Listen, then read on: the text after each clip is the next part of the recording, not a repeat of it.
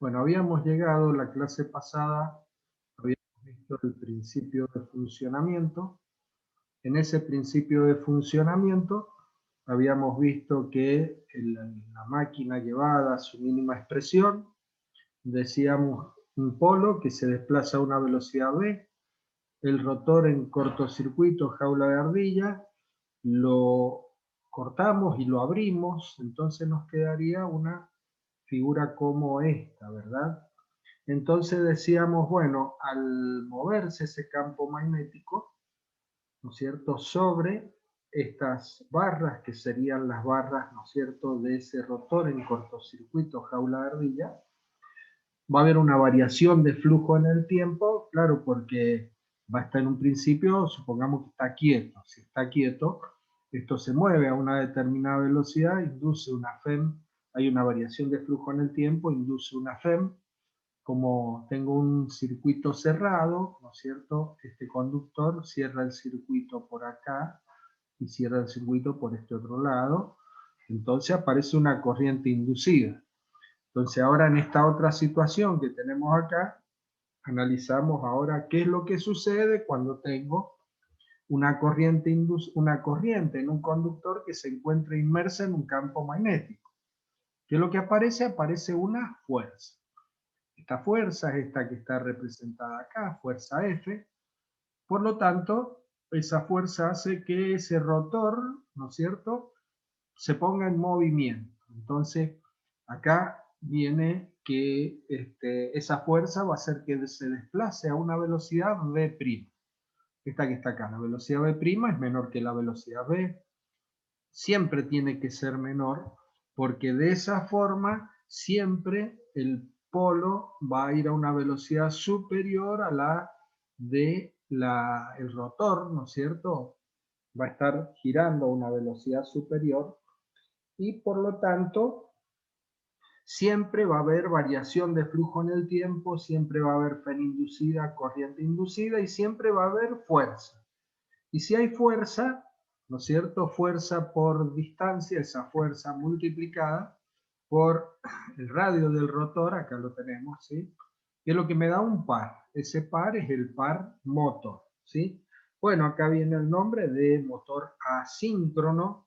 ¿Por qué motivo? Y porque el rotor siempre tiene que estar girando a una velocidad inferior que la del campo magnético rodante, que como sabíamos, esa es la velocidad de sincronismo. ¿Ah? Bueno, muy bien, este es el principio de funcionamiento, esto es lo que ya habíamos visto en la clase pasada. Acá aparece otra expresión también interesante, que es esta que está acá, que es la expresión general del par. Esta es la expresión general del par para cualquier tipo de máquina rotativa, ¿sí? Este par también, que a ver, el par de arriba dijimos fuerza, la fuerza que aparece en cada uno de los conductores multiplicado por el radio del rotor, pero aparte podemos decir que ese par va a ser el producto, una constante, por el producto entre los flujos φ1, φ2 por el seno del ángulo existente entre esos flujos. ¿Qué es lo que es el flujo φ1? Y el flujo φ1 es el campo magnético generado en el estator. ¿Y qué es lo que es φ2? Y en el rotor, ¿qué es lo que tengo? Una corriente. Y si tengo una corriente, ¿qué es lo que se genera en ese rotor? También se genera un flujo, un campo magnético. ¿Está? Entonces, φ2 es el campo magnético o el flujo, digamos, que yo tengo en el rotor. Podríamos haber puesto esta expresión en función de las fuerzas magnetomotrices. Podríamos haber dicho K' por θ1 por θ2 por el seno del ángulo delta, siendo este ángulo el ángulo existente entre los dos flujos o las dos fuerzas magnetomotrices, ¿sí? Bueno, yo en la página les he cargado un video del principio de funcionamiento en donde se simulan las corrientes que van apareciendo en el rotor, se simula el campo magnético rodante alrededor de los bobinados del estator, en fin. Un video bastante interesante como para interpretar este principio de funcionamiento. Bueno, también otra cosa interesante que habíamos dicho la clase pasada, cuando estuvimos estudiando la máquina, estuvimos estudiando no solamente el funcionamiento, sino la parte constructiva. Habíamos dicho que en el estator se genera un determinado número de pares de polos. Ese número de pares de polos depende de la cantidad de bobinas que coloquemos en el estator. Bueno, ya lo vamos a analizar eso cuando veamos los bobinados. Vamos a ver cómo se generan esos polos en el estator de acuerdo a la cantidad de bobina o cómo dispongamos esas bobinas en el estator. Bueno, hay varias formas de disponerlas, ¿sí? Entonces eso ya lo vamos a ver y lo vamos a interpretar, eso lo vamos a analizar. Bueno, entonces en el estator se genera un determinado número de polos o de pares de polos, ¿sí? Bueno, en el rotor siempre debe existir también el mismo número de pares de polos. Por lo tanto, cuando el rotor es un rotor bobinado, ese bobinado, ¿no es cierto?, del rotor se hace de tal manera que genere en ese rotor el mismo número de pares de polo que generó el bobinado en el estator. ¿Estamos? Ahora, cuando es jaula de ardilla, bueno, debido a que en el rotor o inducido aparecen corrientes y esas corrientes son corrientes inducidas por el campo generado en el estator. Por lo tanto, esas corrientes inducidas en ese rotor van a generar el mismo número de pares de polos o el mismo número de polos que tenemos en el estator. Es por eso que decimos que el número de polos en el rotor, ¿sí?, se copia o los copia a espejo de acuerdo a lo que existe en el estator. ¿Estamos? Bueno, ahora cuando hablamos del número de pares de polos, el número de polos, ¿sí? Cuando hablamos del número de fases, bueno, el número de fases no importa. Cuántas fases tengamos en el estator y cuántas fases tengamos en el rotor. Eso es independiente, especialmente en el rotor, ¿no es cierto?, en jaula de ardilla. En el rotor en jaula de ardilla, la cantidad de fases que vamos a generar en el rotor es variable y va a depender del número de barras que tenga ese rotor. ¿Estamos? Depende del número de barras y también depende del número de pares de polo que tengamos en el estator. Eso ya nomás lo analizamos.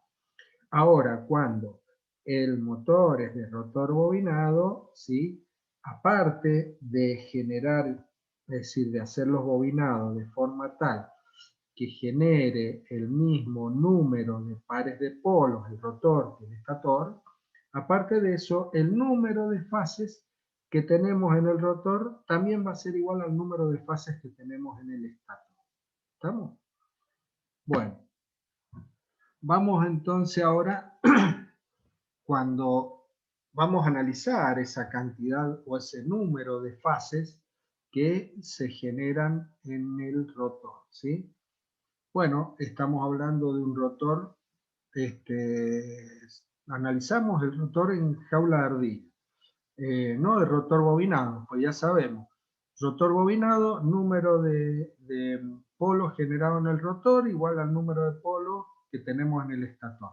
Número de fase que tenemos en el rotor igual al número de fase que tenemos en el estator. O sea que eso es por construcción, es así. Pero tenemos que analizar ahora un poquito más en detalle qué pasa con el número de fases cuando tenemos el rotor en jaula de ardilla. Bueno, el número de fases que aparece, ¿no es cierto?, en ese rotor iba a depender del número de barras, B. B sería el número de barras que tiene el rotor en jaula de ardilla. B dividido 2 por P, siendo P el número de pares de polos, ¿sí? Entonces esta expresión nos dice que dependiendo de la cantidad de pares de polo que tenemos en el estator y dependiendo de la cantidad de barras que tengamos en el rotor es el número de fases que se van a generar, ¿sí? Por lo tanto, Veamos acá, ¿sí? Por ejemplo, si tenemos, dice acá, por ejemplo, una máquina bipolar. Bipolar, 2 polos. O sea, P igual a 1, un solo par de polos.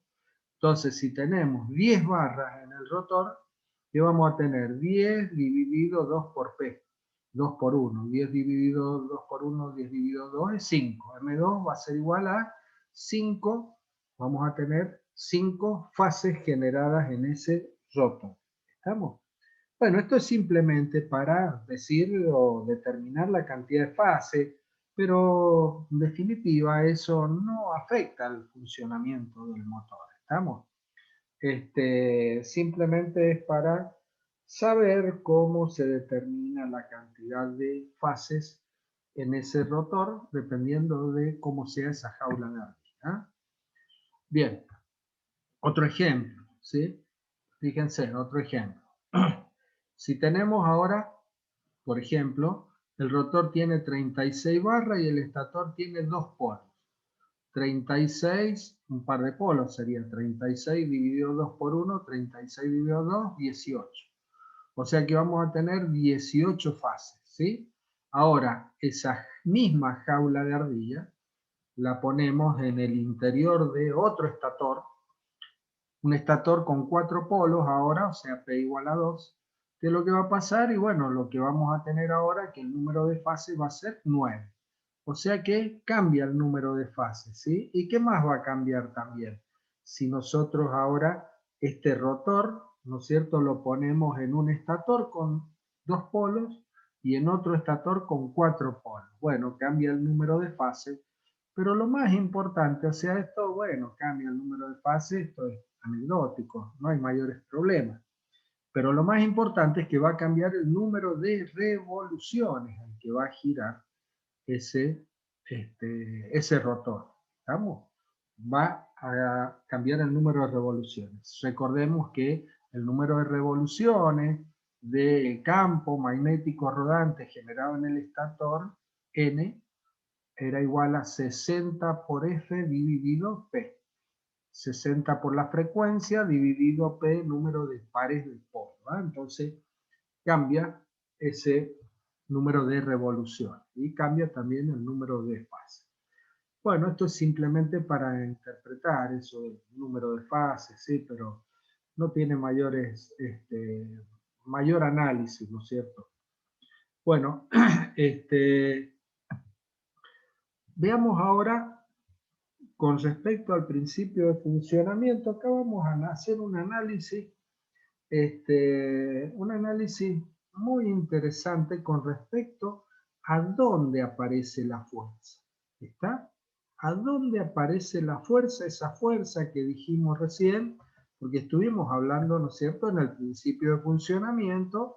Bueno, en el rotor, ¿no es cierto?, en jaula de ardilla, dijimos aparece esa fuerza, acá aparece esa fuerza. Y la estamos representando sobre el conductor, sobre la barra de la jaula, ¿verdad? Y si esto hubiese sido un rotor bobinado, y estaríamos representando la fuerza que aparece sobre los conductores del bobinado. ¿Estamos? Pero fíjense que acá vamos a hacer otro análisis y vamos a ver que no es tan así la cosa. Bueno, miren, si tenemos acá tenemos el estator. Este esquemita de la figura me representa, acá estos serían los bobinados del estator. Estos bobinados del estator están generando un campo magnético y ese campo magnético está atravesando el entrehierro y llega al rotor. Acá tenemos el rotor. Entonces en este rotor ahora se aparece una corriente inducida. Otra cosa, recordemos que esa corriente inducida en el rotor es una corriente variable en el tiempo. ¿Está? Es una corriente que es alterna, variable en el tiempo. Es una corriente alterna de una determinada frecuencia que ya vamos a analizar. Bueno, entonces acá tenemos en el entrehierro el campo generado en el estator, está representado por ¿ves? Esas líneas de campo. Ahora, acá en el rotor hay una corriente. Tomamos un conductor, acá tenemos el conductor y si circula una corriente saliente en este conductor, las líneas de campo que vamos a tener es esta. O sea que ahora tenemos interactuando dos campos, ¿verdad? Este campo B y el campo generado por la corriente. Por lo tanto, ahora fíjense que al sumar estos dos campos, claro, porque están los dos interactuando en el mismo momento y en el mismo lugar, por lo tanto vamos a tener que del lado izquierdo del conductor vamos a tener estas líneas de campo más las líneas de campo que van hacia abajo. En cambio, en el lado derecho vamos a tener las líneas de campo que van hacia abajo, pero estas líneas de campo van en sentido contrario. ¿Qué es lo que genera esto? Y genera una mayor cantidad de líneas de campo acá al costado izquierdo del conductor y menor cantidad de líneas de campo a la derecha. Bueno, ese efecto o ese fenómeno ahora visto desde otro punto de vista, esa diferencia en los campos, ¿no es cierto?, es lo que me va a generar esa fuerza. Esa fuerza representada ahí, que la tenemos representada en el conductor, ¿está?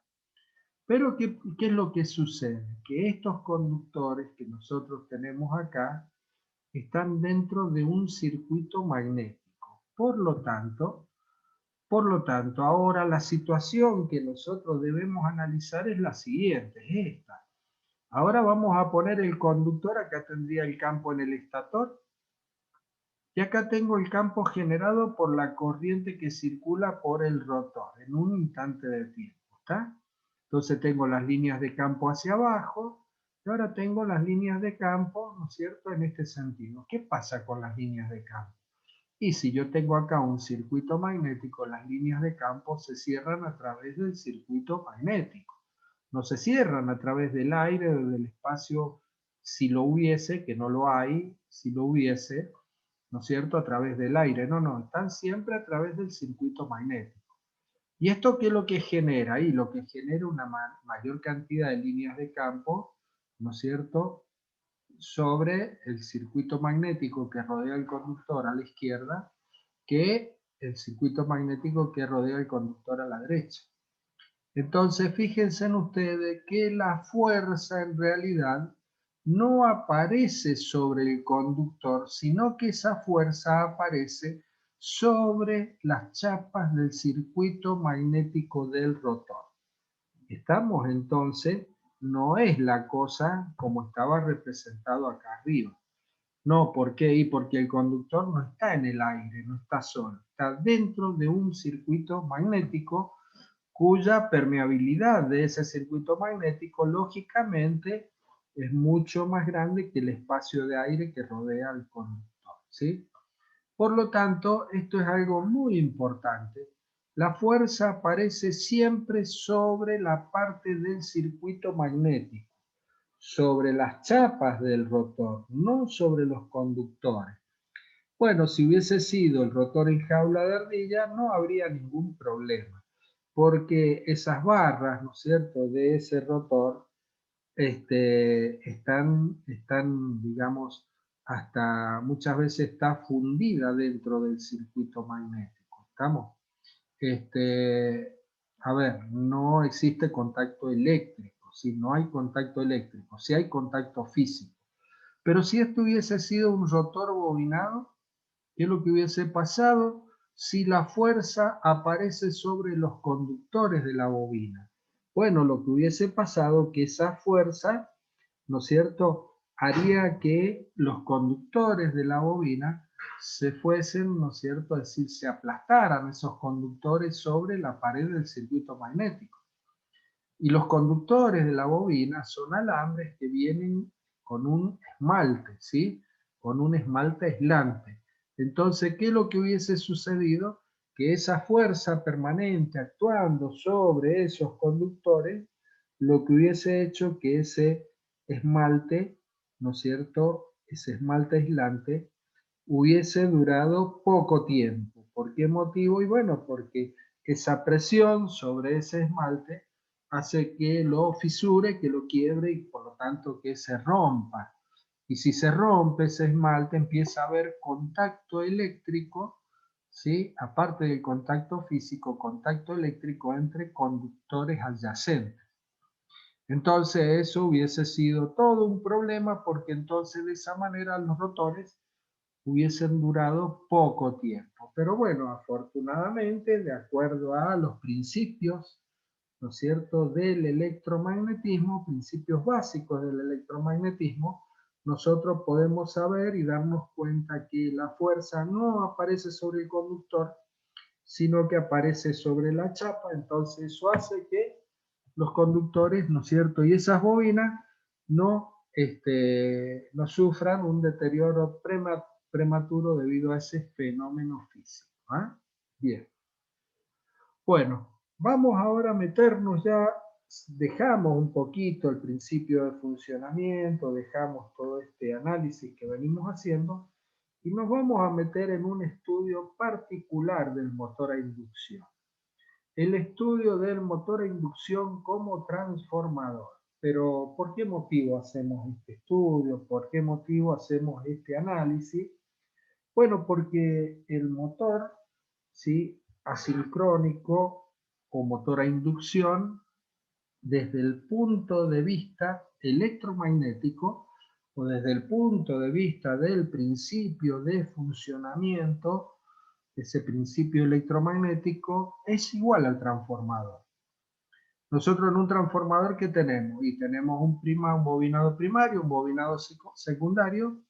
Esos dos bobinados están entrelazados a través de un circuito magnético, chapas de hierro silicio, ¿sí?, de grano orientado, laminada en frío, en fin. Bueno, y ahora vamos al motor. ¿Y qué tenemos en el motor? Y tenemos un bobinado primario. ¿Cuál? El bobinado estatórico.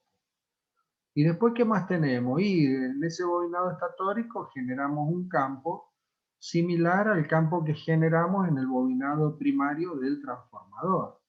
Entonces ese campo magnético generado en ese bobinado primario, tanto del motor como del transformador, ¿no es cierto?, ese flujo es concatenado por el bobinado secundario. Parece un circuito magnético, ¿no es cierto?, atraviesa ese circuito magnético, ese, ese campo magnético generado en ese bobinado primario, es concatenado por el secundario y aparece una FEN inducida, corriente inducida y todo lo que ya conocemos del transformador. En el motor es lo mismo. ¿Por qué? Porque ahora vamos a tener un circuito magnético, claro, distinto al del transformador.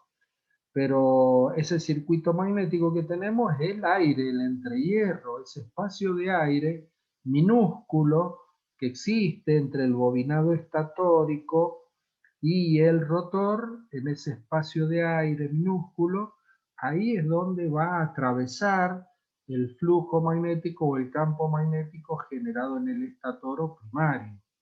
¿Y hacia dónde? Es decir, ese flujo campo magnético va a atravesar y va a llegar al secundario. ¿A dónde? Al rotor.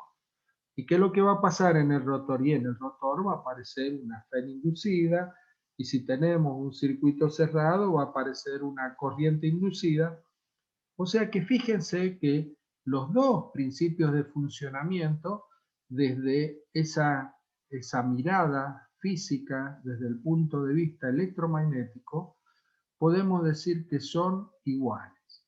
Y hay otro dato más que podemos agregarle, ¿no es cierto?, que no lo observamos acá en el diagramita vectorial, perdón, en el circuito equivalente, es que habíamos dicho que el transformador era una máquina flujo constante.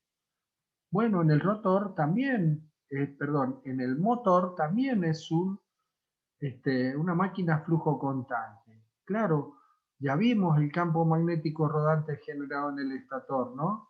En ese bobinado trifásico que me generaba un campo magnético constante. El módulo del flujo resultante era de módulo constante, ¿verdad? No cambiaba. Ese módulo que habíamos visto, ¿no es cierto?, en ese campo magnético rodante era constante. Bueno, entonces podemos decir que el motor a inducción funciona, o desde el punto de vista electromagnético, es igual que el transformador. Entonces, ¿qué es lo que vamos a hacer? Y bueno, vamos a buscar y vamos a obtener el circuito equivalente del motor, ese motor asincrónico, y vamos a ver que es un circuito equivalente parecido. Vamos a tener que hay algunas diferencias con respecto al transformador. Y claro, lógicamente alguna diferencia tiene que haber, porque el transformador es una máquina estática. En cambio, el motor es una máquina, ¿no es cierto?, en donde el rotor está girando. Entonces ahí vamos a tener una diferencia que la vamos a analizar. Bueno, entonces vamos a realizar este estudio del motor a inducción como transformador. Vamos a obtener un circuito equivalente. Ese circuito equivalente, después de, con ese circuito equivalente vamos a ver el diagrama vectorial. Y ese circuito equivalente lo vamos a reducir a la malla del primario y vamos a obtener un circuito equivalente resultante del motor, ¿sí?, exactamente igual a como lo hicimos en el transformador. ¿Estamos? O sea, todo esto que comenzamos a desarrollar ahora es justamente para llegar al circuito equivalente, ¿no es cierto?, de este motor, haciendo una analogía con lo que hicimos en el transformador. ¿Eh? Bueno, muy bien, entonces vamos a ir analizando, vamos a analizar tres situaciones distintas. Primero, circuito abierto, rotor detenido. ¿Qué es lo que significa esto? Significa, por ejemplo, lo podemos analizar y lo podemos ver en un motor con rotor bobinado. Nosotros sabemos que en un motor con rotor bobinado, las bobinas del rotor, un extremo de las bobinas del rotor, llegan o están conectadas a tres anillos rosantes, un anillo rozante por cada una de las bobinas. Y sabemos también que ahí se conectan o rozan tres escobillas y esas escobillas se conectan hacia afuera del motor a través de una resistencia o también se pueden cortocircuitar directamente esas tres bobinas a través de las escobillas. Bueno, en nuestro análisis, este análisis, circuito abierto, rotor detenido, lo que estaríamos analizando es cuando al motor le aplicamos la tensión nominal y levantamos las escobillas del rotor. ¿Está? Levantamos las escobillas en el rotor, entonces, ¿qué es lo que va a pasar? Y lo que va a pasar ahora es que ese rotor va a quedar a circuito abierto, claro, ¿no es cierto? Van a quedar conectados los extremos a tres anillos y no existe ningún contacto eléctrico entre esos anillos. Bueno, lógicamente nosotros acá vamos a analizar una de las tres fases de ese motor, ¿estamos? Porque recuerden que siempre todo circuito equivalente y todo diagrama vectorial siempre es por fase. Por lo tanto, tomamos una de las fases de ese motor, ¿no es cierto?, trifásico que teníamos, y vamos a decir, bueno, si estamos haciendo una analogía con el transformador, el bobinado del estator o primario tiene una resistencia R1, aparece un campo magnético y ese campo magnético, ¿no es cierto?, no todo el campo magnético atraviesa el entrehierro hacia el rotor, sino que hay líneas de campo que no son concatenadas en el rotor, o sea que los conductores del rotor hay líneas de campo que no las cortan. Entonces esas líneas de campo que no corta el rotor es lo que denominamos esos flujos, que habíamos dicho que eran flujos dispersos y los representamos por X1, ¿cierto? O sea, esto es lo mismo que el transformador, ¿estamos? Bueno, lo mismo ahora vamos, acá tenemos el circuito magnético, en este caso el entrehierro, y ahora vamos al rotor, el rotor también va a tener una resistencia R2 y también van a haber flujos dispersos en el bobinado del rotor cuando esté funcionando. Lógicamente, en este caso no, pero es simplemente porque representamos acá el X2, ¿sí? O sea que es igual que el transformador. Bueno, en este caso decimos que acá tenemos el circuito abierto, entonces acá vamos a tener una tensión de salida que denominamos U2C. ¿Ah? Bueno, el rotor está detenido, por lo tanto, vamos a tener que aparece una FEM en ese rotor, y esa FEM E2 que aparece en el rotor tiene la frecuencia F1. Claro, porque ahora tengo el campo magnético rodante. ¿A qué frecuencia? A la frecuencia F1, que es la frecuencia de la red, que es lo que va a generar una fuerza electromotriz autoinducida E1, que recordemos que esta siempre la poníamos como menos E1, porque era opuesta a la E2. Acá tengo la fuerza electromotriz inducida por inducción mutua en el segundo bobinado, en este caso en el rotor, la FEM E2. Bueno, muy bien. Entonces, ¿qué frecuencia va a tener esta FEM E2? Y va a tener la misma frecuencia de la red. La frecuencia de la red F1, ¿por qué? Porque el rotor está detenido. Por eso que la frecuencia de esa FEM también es F1. ¿Ah? Bueno, recordemos que habíamos dicho que el transformador era una máquina de flujo constante, ¿no es cierto?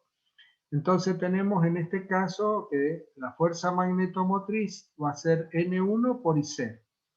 N1 por I0, acá tengo la corriente I0 circulando por N1 espiras de la fase de ese bobinado que está en el estator, y va a ser igual al flujo por la reluctancia del circuito magnético, igual a flujo por reluctancia. ¿Estamos? Bueno, le agregamos algunas cositas más ahora. ¿Qué es lo que es? Y bueno, si estamos hablando en forma, estamos hablando de un motor trifásico, por ejemplo, y debemos agregar M1. ¿Qué es lo que es M1? M1 es el número de fases, ¿sí? M1 es el número de fases. Y me aparece un factor K1 acá, que no lo teníamos este factor K1 en el transformador, ¿sí? Bueno, ese factor que aparece ahí como K1 en el primario es un factor que denominamos factor de arrollamiento o factor de bobinado.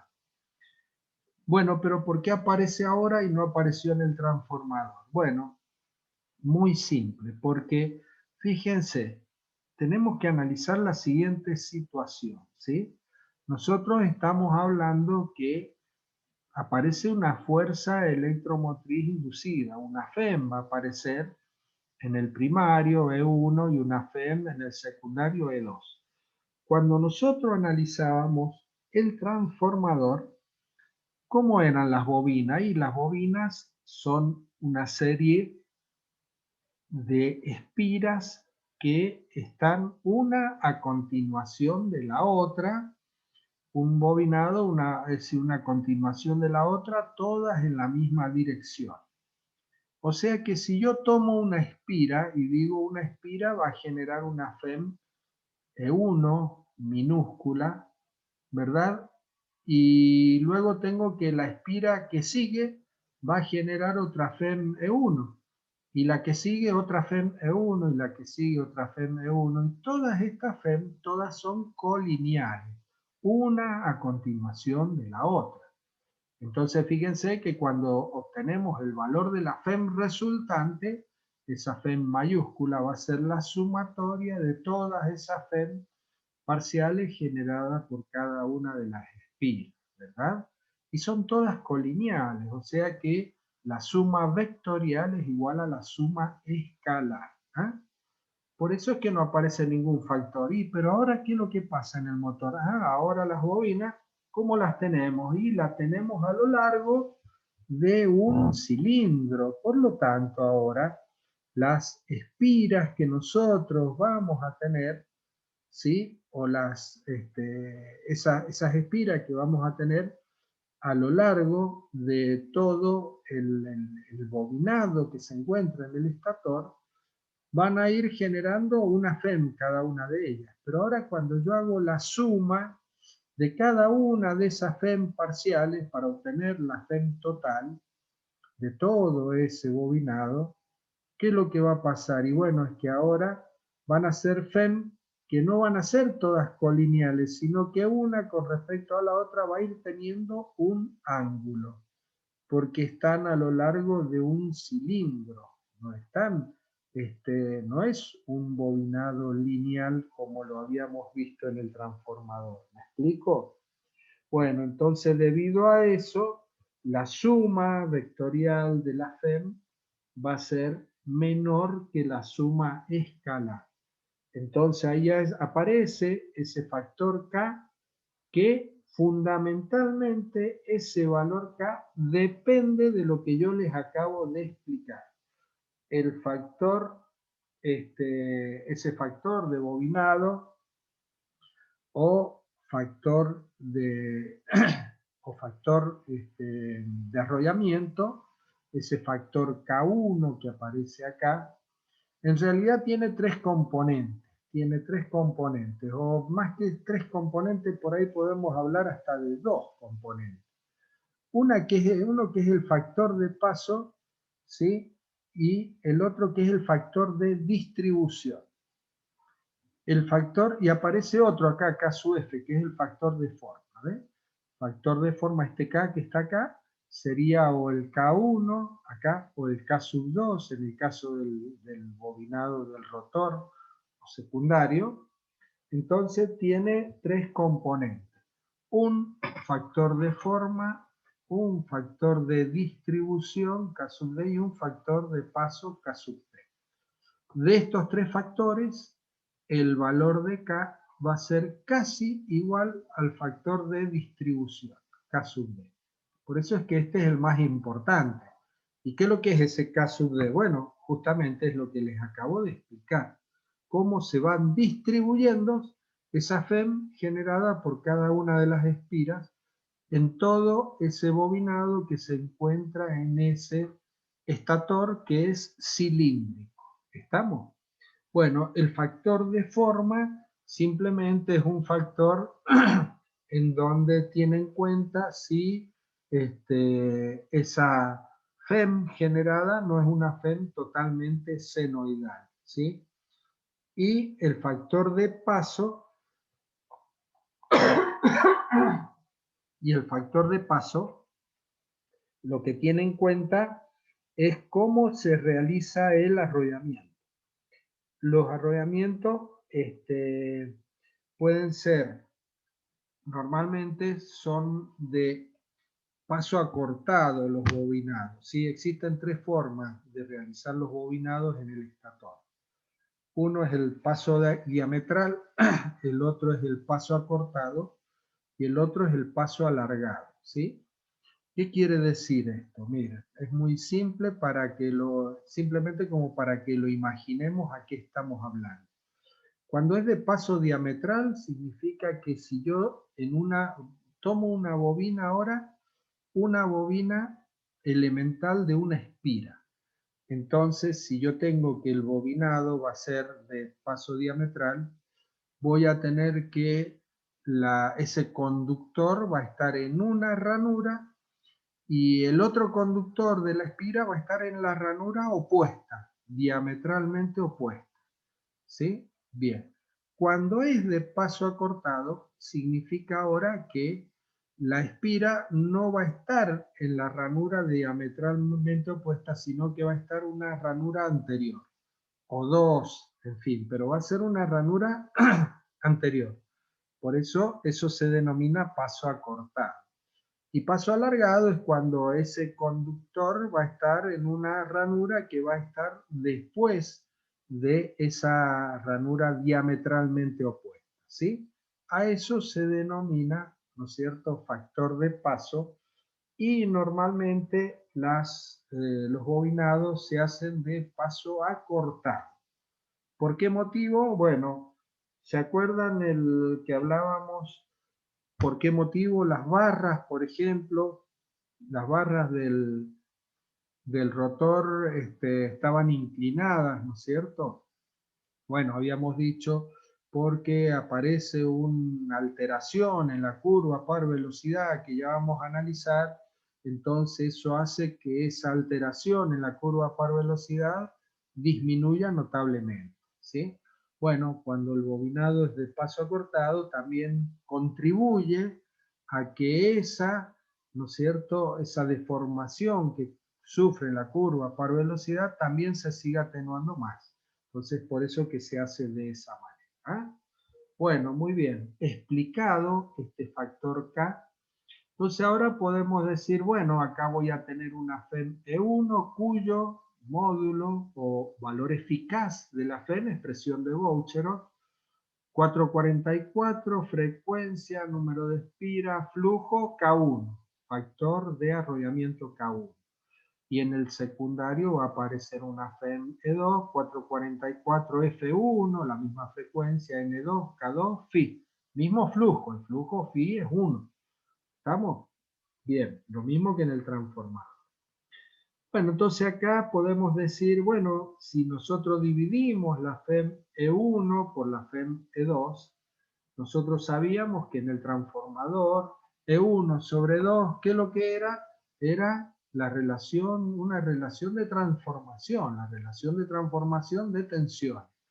Entonces E1 sobre 2 va a ser la relación de transformación de tensiones para este caso. ¿Y a qué va a ser igual? Y bueno, me va a quedar N1 por K1 dividido N2 por K sub 2. En el transformador era N1 sobre N2 porque las K no estaban. Bueno, muy bien. Acá tenemos, yo les dije recién, le hablé de los flujos dispersos. Bueno, acá tenemos los flujos dispersos. Aparece un flujo de ranura, el campo magnético que se cierra ahí en el aire en la ranura.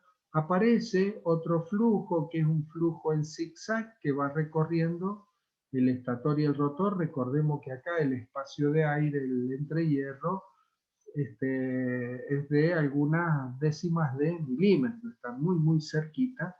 Por lo tanto aparece ese flujo que denominamos flujos en zigzag. Y después tenemos el flujo en las cabezas de las bobinas. Estamos en esas cabezas de la bobina, ahí viene el bobinado, acá es donde da la vuelta. Entonces ahí aparece ese otro flujo. Y todos estos tres flujos, ¿dónde los representamos? Y los representamos a través de las X, X1 y X2, ¿sí? Recordemos que el flujo, esto lo habíamos visto en transformadores, el flujo, ¿cómo lo represento? Y lo represento eléctricamente a través de una bobina que tiene un coeficiente de autoinducción L, que era N por Φ sobre I, o N cuadrado por la permeancia, ¿verdad? Y este L me genera una reactancia X que va a ser igual a omega por N. Omega por L. Entonces esto, ¿cómo lo representa? La representación era eléctrica de esos flujos dispersos es a través de una bobina. Acá esta bobina que tenemos acá me va a generar un campo magnético exactamente igual al campo magnético que se fue a través del aire, a través de que no se concatenó o que no llegó al rotor, ¿sí? Bueno, lo mismo va a aparecer una R2, resistencia del rotor, y también vamos a tener en el rotor que genera un campo magnético, y ese campo magnético, hay líneas de campo de ese campo magnético que no van a interactuar con las del estator, que ya nomás vamos a llegar a esa parte. Entonces ahí representamos esos flujos que se van, ¿no es cierto?, a través del aire que no generan, digamos, no generan par, ¿sí? Bueno, el flujo es un flujo constante. Recordemos que el flujo es constante debido a que cuando estudiamos el campo magnético rodante, aparecía esa fuerza magnetomotriz o ese flujo cuyo módulo no cambiaba. Bueno, muy bien. Vamos ahora al otro análisis. Una cosa importante que acá me estoy pasando es este cuadrito que tenemos acá, ¿sí? Fíjense, la corriente de vacío, me dice, la corriente de vacío porcentual en el transformador puede ser del 3 al 10%, ¿sí? Del 3 al 10% normalmente es un valor bajo esta corriente, ¿sí? 4%, 5%. ¿Sí? Bueno, entonces, pero en el motor, ¿qué pasa? Esa corriente I0 de vacío, corriente de vacío, va a estar entre el 18 al 40%. Bueno, ¿con quién la estamos comparando? 18 al 40% o 3 al 10% del valor de la corriente nominal. Pero ¿por qué esta diferencia? ¿Sí? Fíjense en ustedes, Y acá tenemos que ir, lógicamente, ya conocemos el transformador, ya lo rendimos, por lo tanto, ¿sí? Acá hay un montón de conceptos que nos podemos basar perfectamente porque ya lo conocen. La corriente I0, esa corriente de vacío, tenía dos componentes, una corriente que era la histerética y otra que era la magnetizante. Entonces, esa corriente de vacío I0 era muy parecida a la corriente magnetizante, porque la corriente histerética era una corriente pequeña, un valor pequeño. Entonces, la corriente de vacío es parecida a la corriente magnetizante. ¿Y qué es lo que significa ahora? Ahí significa que la corriente magnetizante que yo necesito en el transformador es del 3 al 10% de la corriente nominal. ¿Por qué motivo tengo ese valor tan pequeño? Y porque para generar el campo magnético que yo necesito para que la máquina funcione, necesito una corriente pequeña. ¿Por qué? Porque ese campo magnético se encuentra con un circuito magnético que es todo de muy alta permeabilidad, ¿sí? Es muy permeable a las líneas de campo. O si quieren, veámoslo de otro punto de vista, de muy baja resistencia, le hace una baja oposición. Por lo tanto, vamos a necesitar una corriente magnetizante baja para generar ese flujo, que es el que necesito para que la máquina funcione. Pero ahora cuando me voy al motor me dice que es del 18 al 40% de la corriente nominal. ¿Pero por qué tan alto ahora? Y bueno, justamente porque ahora necesito una corriente magnetizante mucho más grande, porque ahora el flujo se va a encontrar con un circuito magnético que es el aire, es el entrehierro. Nosotros sabemos que el aire, ¿verdad? No es no es digamos, no tiene una baja reluctancia o no es permeable a las líneas de campo. Por lo tanto, necesito una corriente mucho más grande para generar un campo magnético mucho más intenso, para que ese campo magnético pueda atravesar ese entrehierro y llegar hasta las barras del rotor o hasta el bobinado del rotor. ¿Se entiende? ¿Queda claro esto? Es por eso esa diferencia del 18 al 40%. Bueno, pero también ¿por qué hay tanta diferencia? 18 al 40. Bueno, vamos a tener que los valores más bajos son para máquinas de menor cantidad de polos. A medida que va aumentando el número de pares de polos, y vamos a necesitar una corriente magnetizante más grande, porque el circuito magnético va a tener que atravesar más veces, ¿no es cierto? Va a tener que atravesar ese rotor, perdón, ese entrehierro o ese espacio de aire para llegar al rotor. ¿Ah? Bueno, muy bien. ¿Vamos entendiendo todo esto? ¿Está todo claro? Sí, profe. Bueno, muy bien. Cualquier duda, me paran, me preguntan, ¿sí? Bueno, entonces ahora vamos a hacer otro análisis ahora, ¿sí? Ahora, arrollamiento rotórico cerrado y rotor bloqueado. Bueno, esta es la situación del momento del arranque del motor, ¿sí? O sea que ahora, ¿qué es lo que vamos a hacer? Bueno, sigamos con el mismo razonamiento de recién. Ahora vamos a las escobillas que habíamos levantado, esas escobillas que estaban rozando en esos anillos, ¿no es cierto?, de ese rotor. Ahora asentamos las escobillas sobre esos anillos y las cortocircuitamos. ¿Estamos? Cortocircuitamos esa escobilla, pero aparte de eso, el rotor lo dejamos bloqueado. O sea que agarramos, lo fijamos, agarramos al rotor, lo sujetamos y no lo dejamos que gire. ¿Estamos? Entonces, ¿qué hacemos? Le aplicamos la tensión nominal, y si le aplicamos la tensión nominal y el rotor está quieto, está detenido, va a haber ahora una circulación de corriente, ahora, ¿no es cierto? El análisis que voy a tener es este que está acá. Este sería el circuito equivalente por fase, ¿no es cierto?, que vamos a tener ahora, en donde el rotor, aparte de estar cortocircuitado, porque vuelvo a repetir, bajamos las escobillas y las cortocircuitamos, o si quieren veámoslo en el rotor en jaula de ardilla. Rotor de jaula de ardilla, agarramos el rotor y lo fijamos, no lo dejamos que gire. Bueno, la jaula de ardilla está toda cortocircuitada, ¿verdad? Entonces, esta es la situación que estamos generando ahora, ¿no es cierto?, en este análisis o en este estudio. Bueno, ahí vamos a tener, ¿no es cierto?, bueno, R1 va a estar circulando ahora una corriente I1 en el primario y ahora en el secundario va a estar circulando una corriente I2. Esta corriente I1 que está circulando por el primario es la corriente de arranque del motor.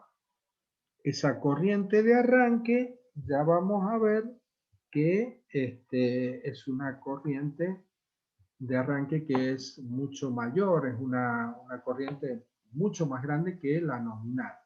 ¿Estamos? Pero bueno, ya vamos a ver cuánto. Acá tenemos la expresión del primario, U1 igual a menos E1, más I1 R1 más JX1. Esto sería para el primario, estamos hablando de esta expresión del primario. Y ahora en el secundario tengo una FEM E2. Esta FEM E2 es la que actúa como fuente generadora de corriente. O sea que la corriente que aparece I2 es debido a que acá se generó esta FEM E2. Por lo tanto, E2 igual a I2 que multiplica a R2 más J a X2. Y la X2, esta reactancia debido a los flujos dispersos, va a ser igual a 2 por pi por F1 por L2. ¿Qué es lo que es F1? F1 es la frecuencia de la red. Acá tengo F1 y acá también. ¿Y por qué motivo? Y bueno, claro, si el rotor está fijo, está detenido, o sea que ahora la FEM que vamos a generar en el rotor tiene la misma frecuencia que la FEM o la tensión que le estoy aplicando en el estator y que depende de la red. ¿Estamos?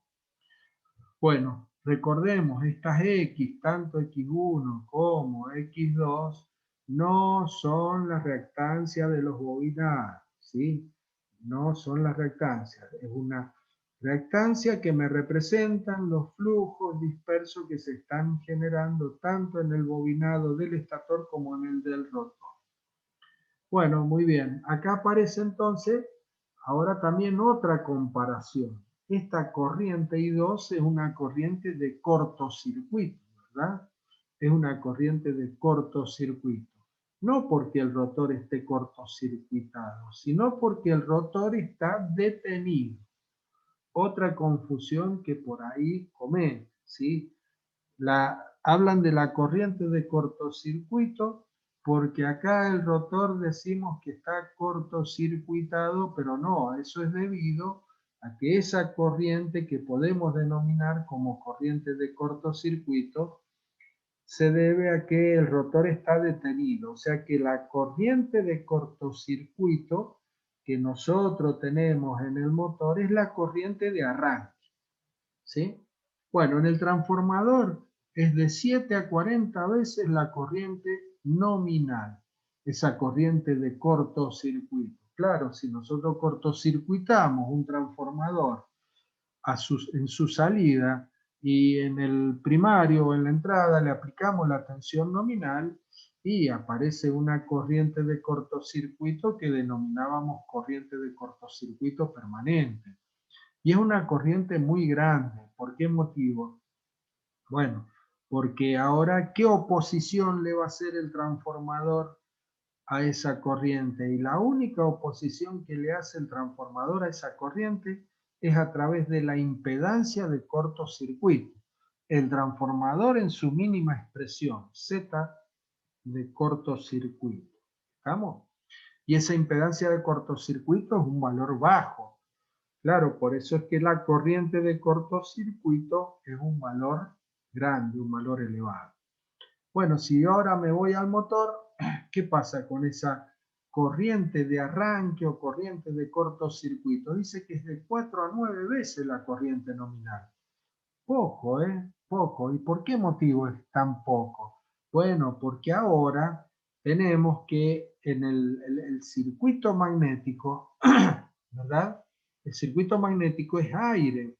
Por lo tanto, ahí en ese aire ahora, si yo cuando haga el circuito equivalente de este motor, voy a tener que me va a aparecer una impedancia, esa impedancia de vacío, que ahora va a ser una impedancia grande, ¿no? Como la impedancia de vacío en el transformador, que decíamos era muy, es decir, era un valor, ¿no es cierto?, que en realidad era un valor pequeño, ¿verdad? Pero en este caso, al tener ese entrehierro, vamos a tener que ese valor, por lo tanto, la impedancia equivalente, o sea, la oposición que le hace todo el motor a esa corriente de cortocircuito es mucho más chica, ¿sí? Es por eso que la corriente de arranque es de 4 a 9 veces el valor de la corriente nominal, que es este valor que tenemos acá.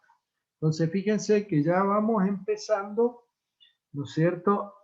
Vamos empezando a meternos y a interpretar cosas muy conceptuales. Estas cosas que yo les estoy comentando ahora, ¿sí? Es algo muy conceptual, en donde nos va dando la diferencia que existe entre una máquina y la otra, ¿eh? Bueno, muy bien. Vamos ahora, seguimos con el análisis del rotor bloqueado.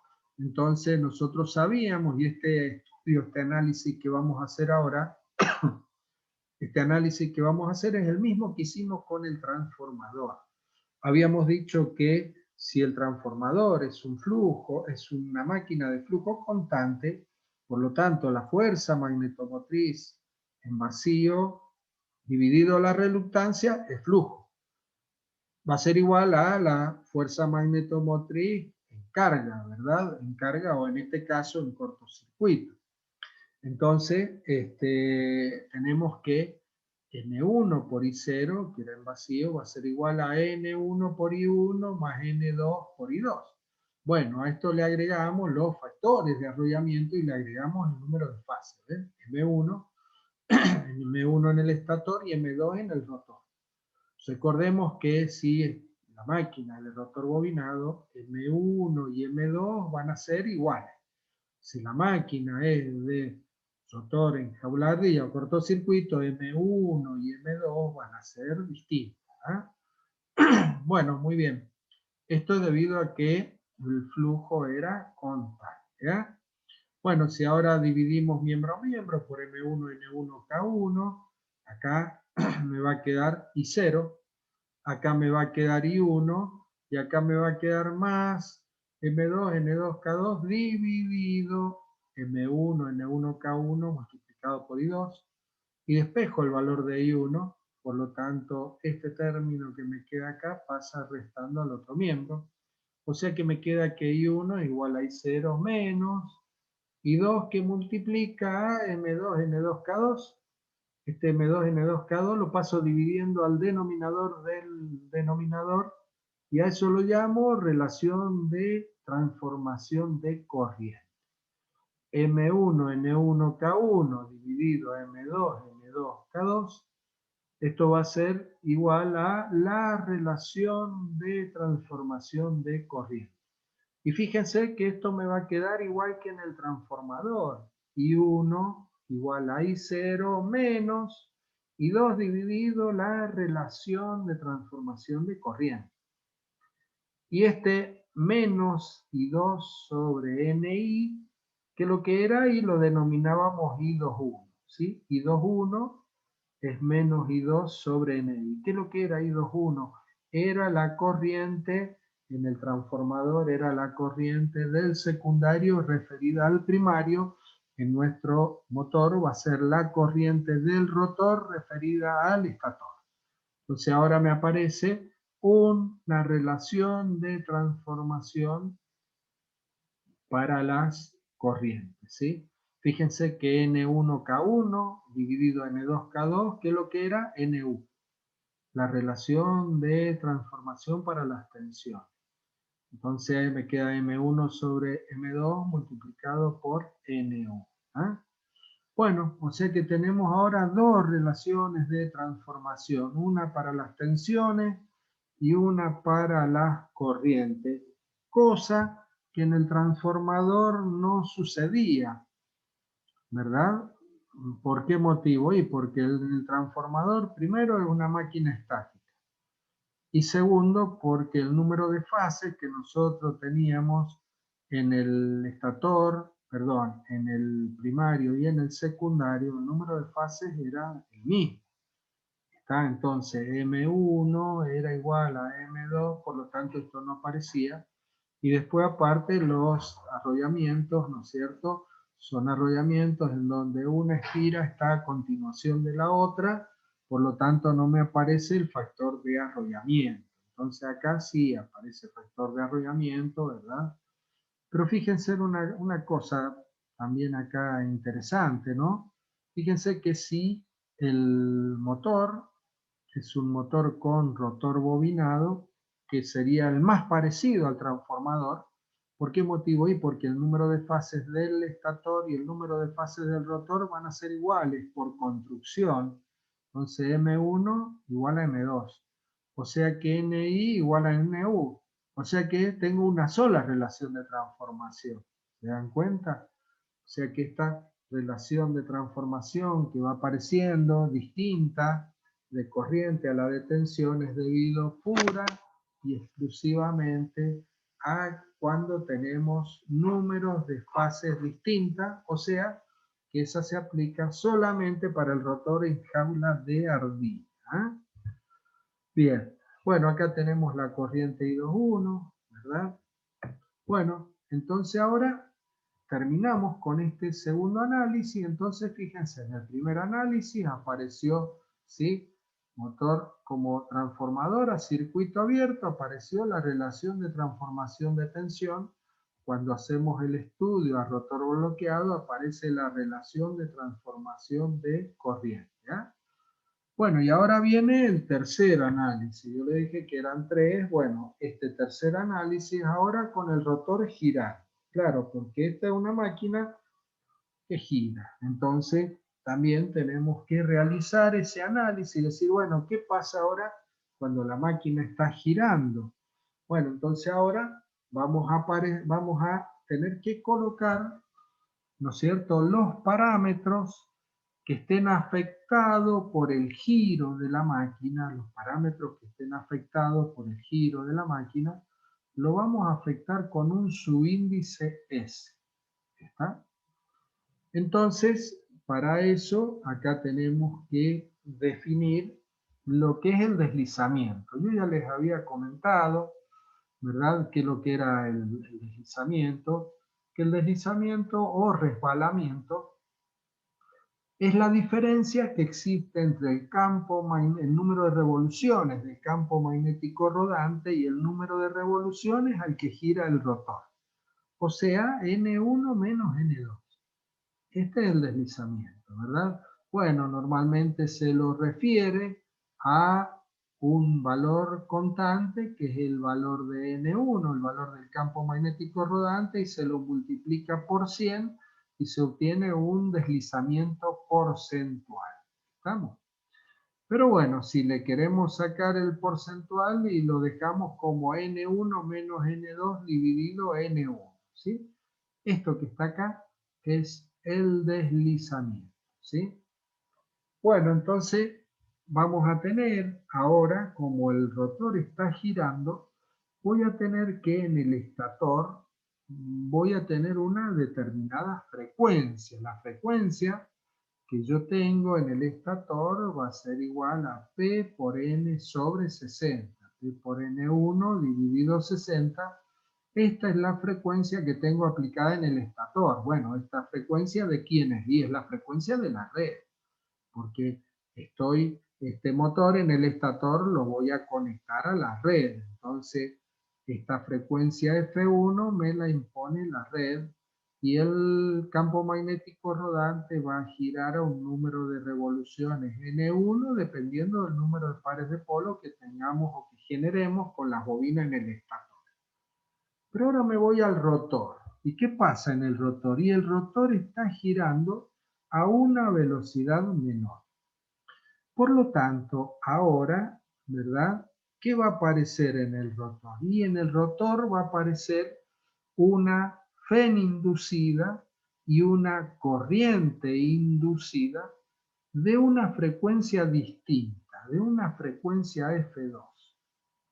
Y esta frecuencia F2 va a ser igual, similar a la de arriba, pero va a ser igual a P por N1 menos N2 dividido 60, ¿sí? Bueno, pero ¿de dónde sale esta expresión? Analicémosla. Fíjense, si yo tengo que el rotor está detenido, ¿verdad? Si el rotor está detenido, como en el caso anterior, dijimos que la frecuencia que aparecía en el rotor era igual a la del estator, era F1, ¿verdad? Bueno, N2 igual a 0, me va a quedar P por N1 sobre 60, o sea que F2 igual a F1. Y ahora, ¿qué es lo que pasa si el rotor lo llevo, lo hago girar, por ejemplo, ¿sí? A la velocidad de sincronismo? Y si lo hago girar a la velocidad de sincronismo, N1 y N2, el rotor va a girar a la misma velocidad de N1. Entonces N1 menos N2 igual a 0. Frecuencia F2 igual a 0. Quiere decir que voy a estar generando una FEN inducida y una corriente inducida de frecuencia 0. O sea que no estoy generando nada. No voy a poder tener ni FEN ni voy a poder tener corriente. Porque habíamos dicho que por eso es un motor asincrónico, porque nunca puede girar a la velocidad de sincronismo. ¿Se dan cuenta? Entonces, la frecuencia F2 es una frecuencia muy baja. ¿Y por qué es una frecuencia muy baja? Y porque el motor, el número de revoluciones a la que gira el rotor, es un número de revoluciones que está próxima a la velocidad de sincronismo. A ver, para que tengamos una idea, un motor, por ejemplo, un motor común, un motor asincrónico con jaula de ardilla, de los más comunes, de una potencia media, pongámosle una potencia de 10, 15 HP, 20 HP, ¿no es cierto? No hablemos de un motorcito chico, sino un motorcito un poquito más grande, que tiene dos pares de polos. Entonces va a estar el campo magnético rodante, lo vamos a tener a 1500 revoluciones por minuto, 1500 RPM. Y el rotor, cuando esté entregando su potencia nominal en el eje, el rotor va a estar girando aproximadamente a una 1450 RPM, para que ustedes se hagan una idea. O sea, ¿cuál es la diferencia entre las dos? Es 50. ¿Sí? Supongamos, ¿sí? 50, supongamos P igual a 2, ¿sí? Número de pares de polo 2. Sería 2 por 50, 100. 100 dividido 60, ¿verdad? Me queda un valor de frecuencia de 1, ¿sí? Y un poco más, ¿verdad? 1,7, 1,8, supongamos 2 Hz. Se dan cuenta que la frecuencia que vamos a tener de la corriente inducida o de la FEN inducida y corriente inducida en el rotor es de muy baja frecuencia. Bueno, acá si dividimos miembro a miembro, F2 dividido F1, F2 dividido F1, ¿sí? Me va a quedar que F2 igual a, y despejo luego, es decir, F2 dividido F1 es igual a N. ¿Sí? Va a ser igual a N, por lo tanto, perdón, a S, va a ser igual a S. Por lo tanto, si despejo F2 va a ser igual a S por F1. ¿Ah? Esto, F2 es esta que está acá, tomen este término.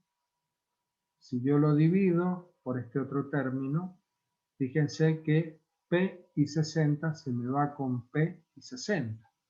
Y me va a quedar N1 menos N2 dividido esta N1. ¿Y eso qué es lo que es? Es el deslizamiento. ¿Está claro? Por eso que F2 es igual a S por F1. Bueno, el deslizamiento o resbalamiento es en los motores pequeños aproximadamente del 8% y en los motores más grandes de 1,5%. ¿Sí? ¿Eso qué es lo que me dice? Y me dice que el N1 y el N2 son dos valores que están muy próximos entre sí. A medida que es más grande el motor, el deslizamiento es menor, debido a que son motores, aparte de ser motores de menor deslizamiento, a medida que es más grande, el rendimiento del motor también es mejor. ¿Sí? Bueno, acá tenemos ahora el circuito equivalente, y en el circuito equivalente, ¿qué es lo que aparece? Y aparece una E2S, y aparece una X2S, y aparece una frecuencia F2, distinto a lo que teníamos recién, porque recién, ¿qué es lo que teníamos? Y teníamos X2, E2, y acá tenía F1 porque el rotor estaba detenido. ¿Queda claro, no? Bueno, entonces ahora, ¿qué vamos a hacer? Bueno, sigo acá un segundito más para terminar la idea con esta parte y luego vuelvo a estas consecuencias, ¿sí? Para no perder el hilo de lo que estamos analizando. Bueno, acá tenemos nuestro circuito equivalente, pero ahora tenemos un problema, que yo tengo una frecuencia F1 en el estator y tengo una frecuencia F2 en el rotor. Yo tengo que poner todo en mi circuito equivalente, como en el transformador, el circuito equivalente tenía la misma frecuencia, tanto en el primario como en el secundario, ¿verdad? Entonces debo poner todo a la misma frecuencia. ¿Cómo lo hacemos esto? Bueno, acá vamos a tener que esto F2 igual a S por F1, lo acabamos de demostrar. La FEM E2 que teníamos cuando el rotor estaba detenido, E2 era 444, F1, N2, K2, Φ. Y el X2 que teníamos cuando el rotor estaba bloqueado, detenido, era 2 por pi por F1, porque estaba detenido, ¿no es cierto? L2. Pero ahora vamos a tener que la FEM va a ser E2S, esta que está acá. Va a ser igual a 444, ¿por qué frecuencia? Por la frecuencia F2. Por N2, K sub 2, por Φ. O sea que si nosotros nos fijamos acá, y F2 lo reemplazo por S por F1, me va a quedar 444, acá me quedaría SF1, N2, K2, Φ.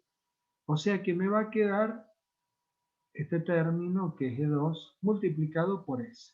O sea que E2S es igual al resbalamiento, deslizamiento, por el valor de la FEM del rotor bloqueado. Lo mismo para el X2S, va a ser 2 por pi por F2 por L2. Bueno, si yo reemplazo acá F2S por F1, me queda 2 por pi F1 por L2 multiplicado por S. O sea, X2S va a ser igual a S por X2. ¿Y eso qué significa? Bueno, significa que ahora yo puedo poner, ¿no es cierto? Puedo poner, acá ven la FEM E2, y acá estoy poniendo X2, y acá estoy poniendo F1. O sea que ahora voy a tener y voy a poner todo a la misma frecuencia. ¿Estamos? Bueno, pero cuidado con esto. Veamos ahora que la FEM E2S, esta que está acá, va a ser igual a I2 que multiplica a R2 más JX2S. ¿Está bien? Bien, entonces acá tenemos esto. Bueno, reemplazo. En vez de poner E2S, pongo S por E2. En vez de poner X2S, pongo S por X2. Esta S la paso dividiendo. Entonces me queda que la FN2 va a ser igual a I2 que multiplica R2 sobre S más JX2. Y esto que yo tengo acá, esta expresión, está representada a través de este circuito, ¿sí?, equivalente del secundario. El del primario no cambia, por eso no lo representamos. Entonces, ¿ven que aparece acá? R2 sobre S. ¿Ah? Bien, pero R2 sobre S también lo puedo representar como R2 más R2 que multiplica 1 menos S sobre S. Esto es una igualdad, ¿eh? Esto es una igualdad. Miren, si es muy simple darse cuenta. Acá yo tengo 1 menos S sobre S. Distribuyamos la S. Me queda 1 dividido S menos S sobre S, que sería 1. Entonces, si yo aplico distributiva, me quedaría R2 multiplicado por 1 dividido S menos R2 por 1. O sea, menos R2 por 1 es R2. Entonces, este R2 con el otro R2 negativo que me queda acá se me van y me queda R2 dividido S solamente. Que es esto que está acá. ¿Está claro? Entonces, ahora puedo agarrar y este circuito equivalente del secundario que tengo acá, debido ahora a esta igualdad, yo puedo reemplazarlo, en vez de poner acá R2 sobre S, voy a poner R2 más R2 que multiplica 1 menos S sobre S. Entonces me queda ahí 2 por R2 más J, X2 y 2, más y 2R2 que multiplica 1 menos S sobre S. ¿Está claro? He reemplazado esto que está acá y he aplicado distributiva. He aplicado distributiva. Entonces, obtengo esta expresión. Entonces ahora digo, bueno, tengo la Fn2, tengo la corriente I2 a la frecuencia F1, y ahora voy a tener una resistencia R2, voy a tener una X que me representa los flujos dispersos, y voy a tener una resistencia variable que va a ser R2 que multiplica 1 menos S sobre S, acá tendría que ser entre paréntesis, ¿sí? R2 que multiplica 1 menos S sobre S.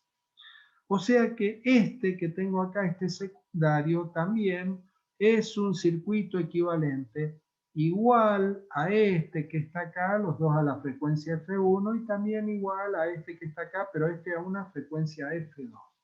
O sea que fíjense cómo hemos ido avanzando y hemos llegado a este circuito equivalente, ¿sí? Y ahora con esto termino, ¿sí? Con esto termino. Acá llegamos a algunas conclusiones, ¿sí? Algunas conclusiones. Terminemos con esta idea y después vuelvo a esa diapositiva que quedó atrás, que se las explico en un instante. Bueno, entonces esto que tenemos acá ahora me está representando algo. O sea que fíjense que el circuito equivalente que vamos a tener de nuestro motor es exactamente igual al del transformador que me aparece R2X2, pero cuidado que me aparece esta resistencia variable. Y esta resistencia variable es variable en función del deslizamiento. ¿Y por qué el deslizamiento es variable? Y bueno, porque el deslizamiento depende de N2. Y el motor, cuando nosotros lo tenemos a plena carga, gira un número de revoluciones N2. Si yo lo tengo a media carga, el número de revoluciones N2 cambia. Y si lo tengo a un cuarto de carga, el número de revoluciones N2 cambia. Cambia el deslizamiento, o sea que el deslizamiento es variable porque varía con la carga que le apliquemos al motor en el eje. Cuando hablo de la carga del motor en el eje, estoy hablando de la máquina conducida, esa máquina que le hemos conectado a ese motor. ¿Está claro?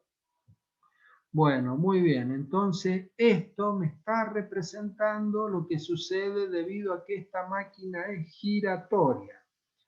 Entonces, si nosotros multiplicamos I2 al cuadrado multiplicado por esta resistencia, ¿qué es lo que tengo? Y tengo que I cuadrado por R, ¿no es cierto? Es potencia, I cuadrado por R. ¿Qué es lo que es potencia? ¿Qué sería? La potencia que se está disipando en esta resistencia en forma de calor. Bueno, esto que está sucediendo en el circuito equivalente, recordemos y no perdamos de vista que lo que era el circuito equivalente era representar, ¿no es cierto?, la máquina a través de parámetros eléctricos, pero tenemos que representar todo el funcionamiento de la máquina a través de esos parámetros eléctricos, ¿verdad? Por lo tanto, esta potencia disipada en forma de calor en esta resistencia es exactamente igual a la potencia mecánica que tenemos en el eje. La potencia mecánica que tenemos en el eje de ese rotor. Ya después vamos a analizar, posiblemente mañana, el balance energético y vamos a ver que esa potencia mecánica es la potencia que recibe el rotor a través del campo magnético rodante en el estator, perdón, el campo magnético rodante en el entrehierro. ¿Está? Esa potencia mecánica es esa potencia que hace que el rotor gire. Esa potencia mecánica la tenemos en el motor dentro del motor, porque después tenemos otra potencia, que es la potencia útil, o sea, la que me entrega el motor en el eje de salida, donde yo acoplo el motor a la máquina. ¿Está claro? Entonces, esta potencia es una potencia mecánica interna dentro del motor que luego la vamos a analizar. Bueno, ¿se entendió esta parte? ¿Se dan cuenta? Que estamos haciendo un modelo eléctrico que me está representando perfectamente lo que sucede, ¿no es cierto? Lo que sucede en, digamos, físicamente en el motor. ¿Ah? Bueno, por último, y con esto termino, fíjense, acá esto que nos dice, las consecuencias que nos dice, ya dijimos que la frecuencia en el rotor, ¿no es cierto? Es una frecuencia muy baja, ¿verdad? Es una frecuencia muy baja. Por lo tanto, al tener una frecuencia muy baja, las pérdidas en el hierro de ese rotor son muy pequeñas, porque recordemos que las pérdidas en el hierro, pérdidas debido al ciclo de histéresis o pérdidas por corrientes parásitas o de Foucault, ¿verdad? Esas pérdidas dependían de la frecuencia a la que estaba sometido ese material ferromagnético. Bueno, en este caso, esa frecuencia va a ser una frecuencia de 2 Hz, 3 Hz, ¿verdad? Muy, muy pequeña. Por lo tanto, las pérdidas que genera es muy pequeña. Por lo tanto, las pérdidas en el hierro del rotor son muy bajas. Bueno, entonces acá viene algo referido a la fabricación del rotor, ¿sí?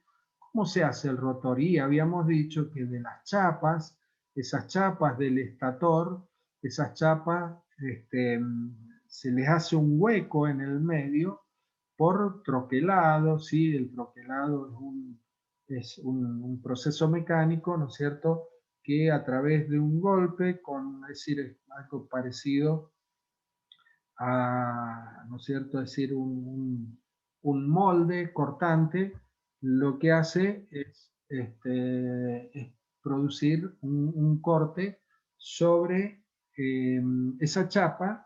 Entonces, con ese corte que se hace, esa chapa se va a construir, esa chapa del centro del estator, se va a construir el rotor. Una vez que se construye el rotor y que se monta el eje y se hace la jaula de ardilla o el rotor bobinado, en fin, ¿qué es lo que sucede? El diámetro exterior de ese rotor es igual al diámetro interior de las chapas del estator. Por lo tanto, no podría girar. Entonces, ¿qué es lo que se hace? Esto se hace en el proceso de fabricación. Una vez que está construido el rotor, se coloca entre puntas el eje y a través de un torno se le hace, ¿no es cierto?, se le pasa una herramienta, se le hace un desbastado muy, muy finito y ahí es donde se le da el espacio de aire, el entrehierro. Bueno, cuando se tornean, ¿no es cierto?, esas chapas, quedan en contacto eléctrico una con la otra, porque recordemos que las chapas estaban aisladas, ¿sí? Estaban aisladas una con la otra. Entonces, lo que sucede es que, ¿no es cierto?, aparece digamos, hay un contacto no solamente físico, sino eléctrico. Pero, ¿qué es lo que pasa? Ahí no pasa nada, porque la frecuencia que tenemos de la corriente generada en ese rotor es sumamente baja, por lo tanto las pérdidas en el hierro son despreciables, es por eso que no importa que exista ese contacto eléctrico. ¿Estamos? Bueno, esto, aplicaciones, bueno, convertidor de frecuencia, este convertidor de frecuencia, lo que no, es decir, antiguamente se podía llegar a utilizar el motor asincrónico con rotor bobinado, ¿no es cierto?, haciendo girar el rotor a distintas velocidades y colocando a la salida o tomando como salida las escobillas de ese rotor,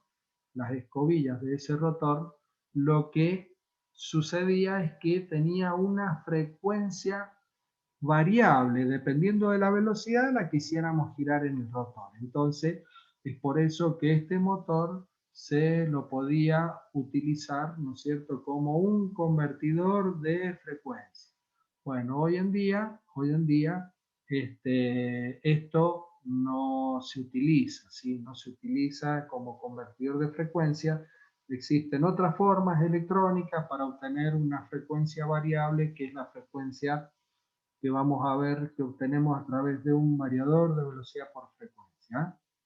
Bueno, y esta otra regulación de velocidad, vamos a ver que hay un método de variación de velocidad de este motor asincrónico, ¿no es cierto?, a través de dispositivos electrónicos que vamos a analizar cuando estudiemos variación de velocidad del motor. Bueno, muy bien. Hasta acá nomás.